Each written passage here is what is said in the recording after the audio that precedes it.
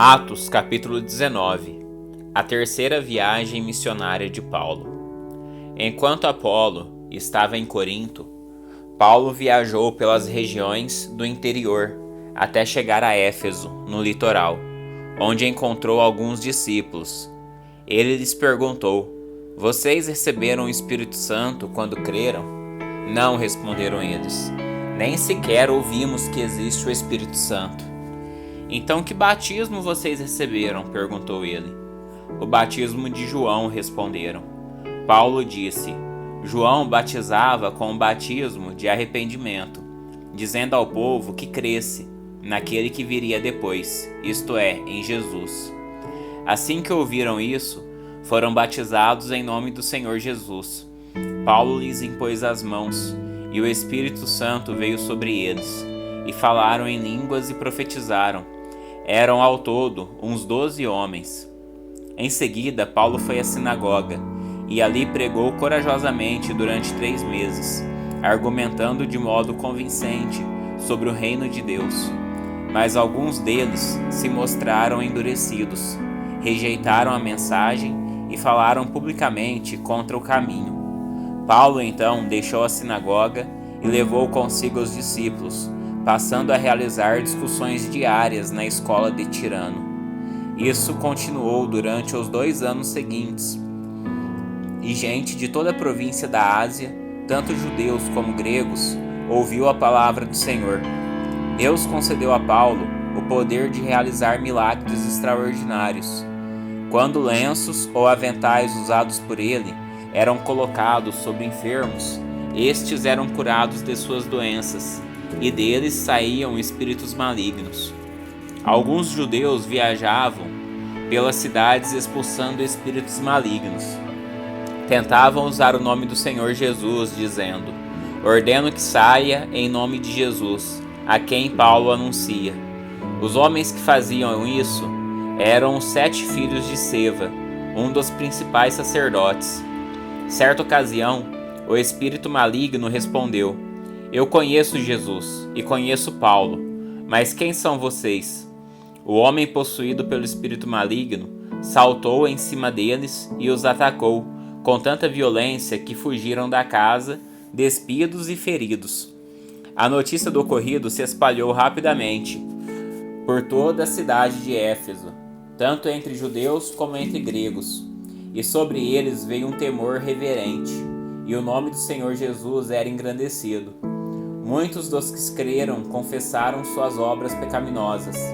Vários deles, que haviam praticado feitiçaria, trouxeram seus livros de encantamentos e os queimaram publicamente. O valor dos livros totalizou 50.000 moedas de prata. Assim, a mensagem a respeito do Senhor se espalhou amplamente e teve efeito poderoso. Depois disso, Paulo se sentiu impelido pelo Espírito a passar pela Macedônia e a Acaia antes de ir a Jerusalém. "E de lá devo prosseguir para Roma", disse ele. Então enviou adiante dele a Macedônia 2 assistentes, Timóteo e Erasto, e permaneceu um pouco mais na província da Ásia. Por essa época, houve enorme tumulto em Éfeso por causa do caminho.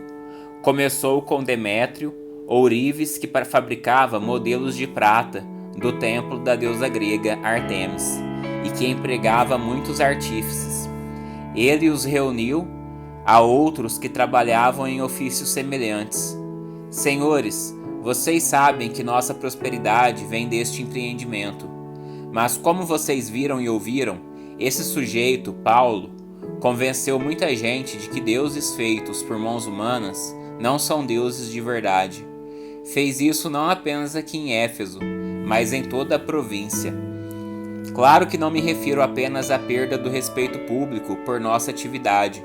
Também me preocupa que o templo da grande deusa Ártemis perca sua influência e que esta deusa magnífica, adorada em toda a província da Ásia e ao redor do mundo, seja destituída de seu grande prestígio." Ao ouvir isso, ficaram furiosos e começaram a gritar: "Grande é Ártemis dos Efésios." Em pouco tempo, a cidade toda estava uma confusão. O povo correu para o anfiteatro arrastando os macedônios Gaio e Aristarco, companheiros de viagem de Paulo. Ele também quis entrar, mas os discípulos não permitiram. Alguns amigos de Paulo, oficiais da província, também lhe enviaram um recado, no qual suplicaram que não arriscasse a vida entrando no anfiteatro. Lá dentro, em polvorosa, o povo todo gritava, e cada um dizia uma coisa. Na verdade, a maioria nem sabia por que estava ali. Entre a multidão, os judeus empurraram Alexandre para a frente e ordenaram que explicasse a situação. Ele fez um sinal pedindo silêncio e tentou falar. No entanto, quando a multidão percebeu que ele era judeu, começou a gritar novamente e continuou por cerca de 2 horas. Grande é Artemis dos Efésios. Por fim, o escrivão da cidade conseguiu acalmar a multidão e disse: Cidadãos de Éfeso, todos sabem que Éfeso é a guardiã do templo da grande Artemis, cuja imagem caiu do céu para nós. Portanto, sendo este um fato inegável, acalme-se e não façam nada precipitadamente. Vocês trouxeram esses homens aqui, mas eles não roubaram nada do templo, nem disseram coisa alguma contra nossa deusa. Se Demétrio e seus artífices têm alguma queixa contra eles, os tribunais estão abertos e há oficiais disponíveis para ouvir o caso.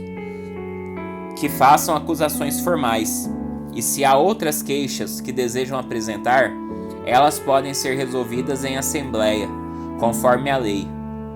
Corremos o perigo de ser acusados de provocar desordem, pois não há motivo para este tumulto, e se exigirem de nós uma explicação, não teremos o que dizer.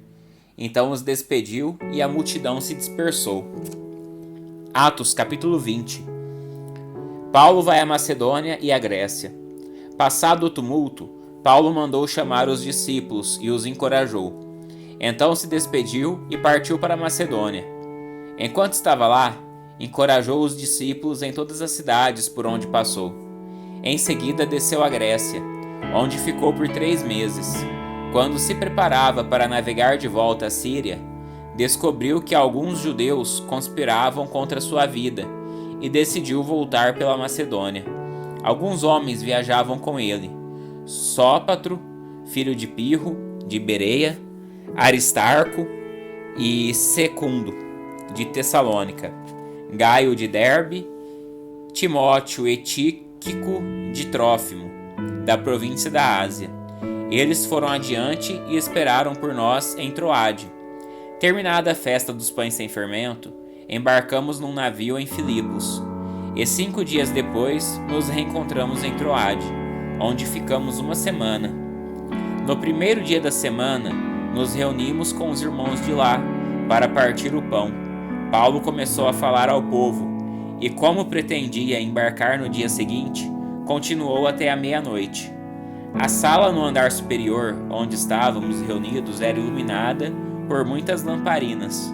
O discurso de Paulo se estendeu por horas, e um jovem chamado Eutico, que estava sentado no parapeito da janela, ficou muito sonolento. Por fim adormeceu profundamente, caiu de uma altura de 3 andares e morreu.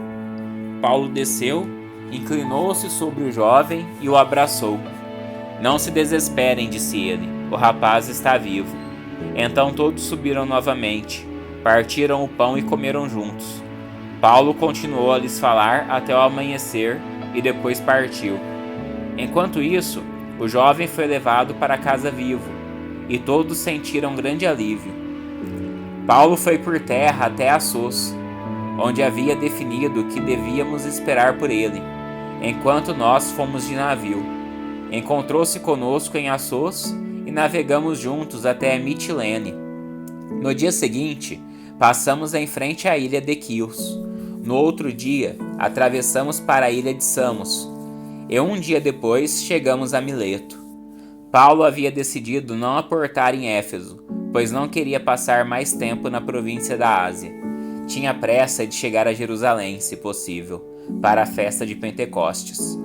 Por isso, em Mileto, mandou chamar os presbíteros da igreja de Éfeso. Quando chegaram, ele lhes disse: Vocês sabem que, desde o dia em que pisei na província da Ásia até agora, fiz o trabalho do Senhor humildemente e com muitas lágrimas. Suportei as provações decorrentes das intrigas dos judeus e jamais deixei de dizer a vocês o que precisavam ouvir, seja publicamente, seja em seus lares. Anunciei uma única mensagem tanto para judeus como para gregos. É necessário que se arrependam, se voltem para Deus e tenham fé em nosso Senhor Jesus.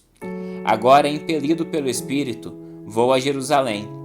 Não sei o que me espera ali, senão que o Espírito Santo me diz, em todas as cidades que tenho pela frente, prisão e sofrimento. Mas minha vida não vale coisa alguma para mim, a menos que eu a use para completar minha carreira e a missão que foi me confiada pelo Senhor Jesus, dar testemunho das boas novas da graça de Deus. Agora sei que nenhum de vocês, a quem anunciei o reino, me verá outra vez. Por isso declaro hoje que se alguém se perder, não será por minha culpa, pois não deixei de anunciar tudo que Deus quer que vocês saibam.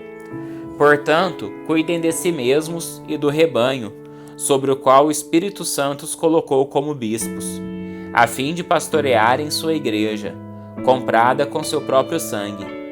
Sei que depois de minha partida, surgirão em seu meio falsos mestres, lobos ferozes que não pouparão o rebanho. Até mesmo entre vocês se levantarão homens que distorcerão a verdade a fim de conquistar seguidores. Portanto, vigiem. Lembre-se dos 3 anos que estive com vocês, de como, dia e noite, nunca deixei de aconselhar com lágrimas cada um de vocês. E agora, eu os entrego a Deus e a mensagem de sua graça, que pôde edificá-los e dar-lhes uma herança, junto com todos que ele separou para si. Jamais cobicei a prata, o ouro ou as roupas de alguém. Vocês sabem que estas minhas mãos trabalharam para prover as minhas necessidades e as dos que estavam comigo. Fui exemplo constante de como podemos, com trabalho árduo, ajudar os necessitados, lembrando as palavras do Senhor Jesus: há bênção maior em dar que em receber. Quando Paulo terminou de falar, ajoelhou-se e orou com eles. Todos choraram muito, enquanto se despediam dele com abraços e beijos. O que mais os entristeceu foi ele ter dito que nunca mais o veriam. Então eles o acompanharam até o navio. Atos capítulo 21. Paulo viaja para Jerusalém. Depois de nos despedirmos, navegamos em direção à ilha de Cós. No dia seguinte chegamos a Rhodes, e então a Pátara. Ali embarcamos num navio que partia para a Fenícia. Avistamos a ilha de Chipre. Passamos por ela à nossa esquerda e aportamos em Tiro, na Síria, onde o navio deixaria sua carga. No desembarque, encontramos os discípulos que ali viviam e ficamos com eles por uma semana. Pelo Espírito, eles advertiam Paulo de que não fosse a Jerusalém. Ao fim de nosso tempo ali, voltamos ao navio, e toda a congregação, incluindo mulheres e crianças, saíram da cidade e nos acompanhou até a praia. Ali nos ajoelhamos, oramos e nos despedimos. Então subimos a bordo, e eles voltaram para casa. Depois que partimos de Tiro, chegamos a Ptolemaida, onde saudamos os irmãos e passamos um dia. No dia seguinte, prosseguimos para Cesareia e nos hospedamos na casa de Filipe, o evangelista, um dos 7 que tinham servido na igreja de Jerusalém, e tinha 4 filhas solteiras que profetizavam. Muitos dias depois, chegou da Judéia um profeta chamado Ágabo. Ele veio ao nosso encontro, tomou o cinto de Paulo e com ele amarrou os próprios pés e as mãos. Em seguida disse: o Espírito Santo declara: assim o dono deste cinto será amarrado pelos judeus em Jerusalém e entregue aos gentios. Ao ouvir isso, nós e os irmãos dali suplicamos a Paulo que não fosse a Jerusalém.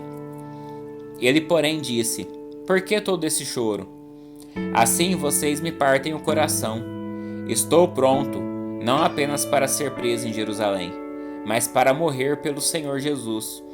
Quando ficou evidente que não conseguiríamos fazê-lo mudar de ideia, desistimos e dissemos: que seja feita a vontade do Senhor. Depois disso, arrumamos nossas coisas e partimos para Jerusalém. Alguns discípulos de Cesareia nos acompanharam e nos levaram à casa de Mnason. Nascido em Chipre, é um dos primeiros discípulos. Quando chegamos a Jerusalém, os irmãos nos deram calorosas boas-vindas. No dia seguinte, Paulo foi conosco a um encontro com Tiago, e todos os presbíteros da igreja de Jerusalém estavam presentes. Depois que Paulo os cumprimentou, relatou em detalhes o que Deus havia realizado entre os gentios por meio de seu ministério. Quando ouviram isso, louvaram a Deus e disseram: Você sabe, irmão, quantos milhares de judeus também creram, e todos eles seguem à risca a lei de Moisés. Mas eles foram informados de que você ensina a todos os judeus que vivem entre os gentios a abandonarem a lei de Moisés. Ouviram que você os instruiu a não circuncidarem os filhos, nem seguirem os costumes judaicos.